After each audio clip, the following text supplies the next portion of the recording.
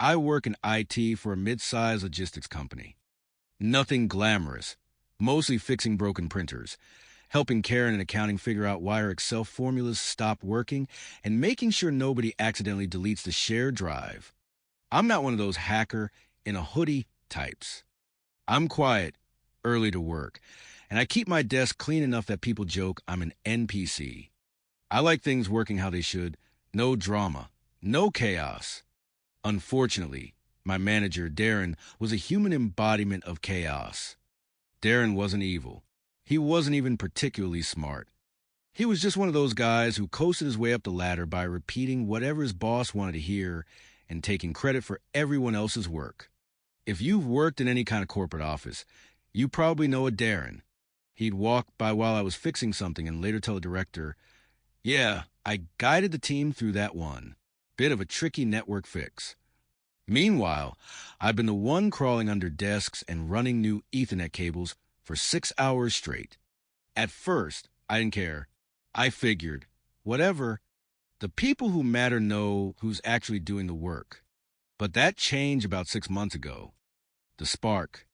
Corporate decided we needed to roll out a new internal ticketing system. Basically, instead of emailing IT, everyone would submit requests through a web portal, much more efficient, better tracking, etc. Darren told everyone he'd be spearheading the implementation, which, in Darren speak, meant I'd be doing all the work, and he'd take the credit. Sure enough, a week later, he dropped the project folder on my desk. "Hey, champ," he said, "here's that new ticketing rollout. Shouldn't be too hard, right? Maybe spin it up in a test environment. Show me a demo next week." No instructions, no plan, no budget. Just vibes. Still, I built it, configured everything from scratch, integrated the login system with our internal directory, customized permissions, even built a dashboard for metrics because I thought it'd be useful. The demo went great. Everyone was impressed. And of course, Darren talked for 80% of it, using words like synergize and visibility, while I stood there clicking through screens. At the end, the director clapped Darren on the back. "Excellent work, Darren. You really outdid yourself." Darren just smiled. The boiling point. I might have let it go, except that Darren took things further. When the project officially launched, he removed my name from the documentation. Literally deleted the section that said system built and configured by.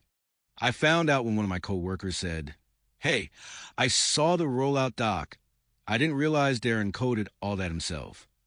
That was the first time I'd ever actually seen red. I confronted Darren about it the next day. "Hey," I said, "try and stay calm. Why'd you take my name off the project doc?" He blinked at me, all fake innocence. "Oh, that? Yeah, I just streamlined it. Leadership doesn't need everyone's names on everything, you know? Makes it cleaner." "Cleaner," I repeated. "Yeah, don't worry. People know you helped." Helped. That was the moment I decided I wasn't going to let him get away with it again. The setup. A month later, Darren announced our next big project, migrating all our internal shared drives to cloud. He told the director it would take a few weeks. He told the team he'd handle the architecture. And predictably, he dumped everything on me again.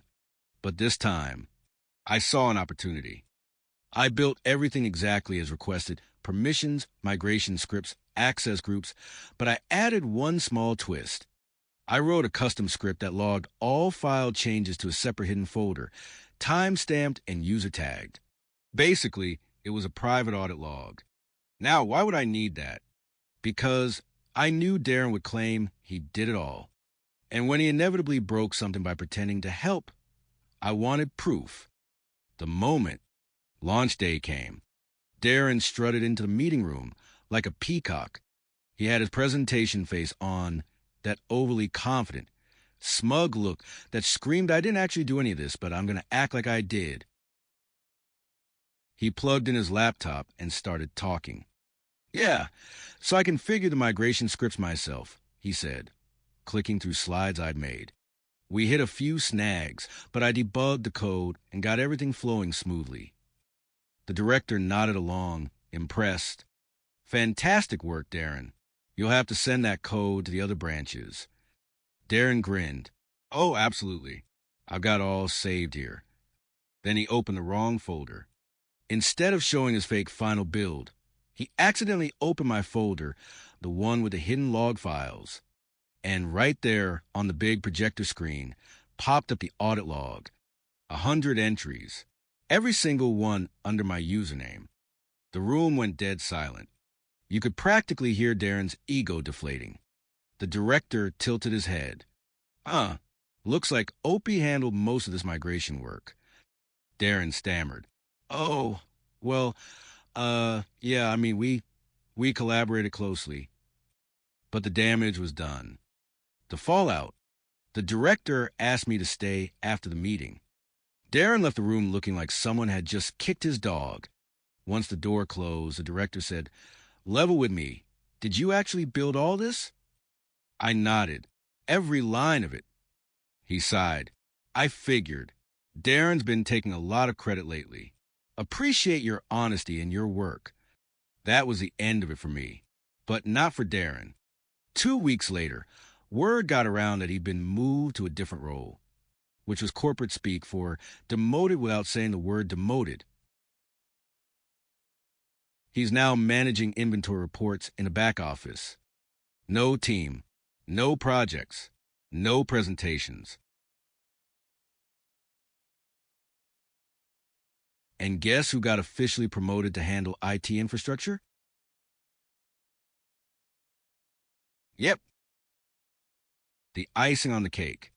A few days after his transfer, Darren came by my desk. He looked smaller somehow, like the air had gone out of him. "Hey," he said quietly, you really did a number on me in that meeting." I looked up from my monitor. "I didn't do anything. You opened the wrong folder." He winced. "Yeah, I guess I did." There was a long silence before he muttered, "Good work, man," and walked away. I don't think he meant it maliciously, more like he'd finally realized he couldn't fake his way through forever. I won't pretend I felt bad. Honestly, it was satisfying. I played by the rules, done my job, and let his own ego hang him. And the best part? The next project I led, my name was on every slide, every doc, every line of credit. Thank you so much for watching. If you enjoyed, please leave a like, subscribe, and turn on notifications to not miss another upload.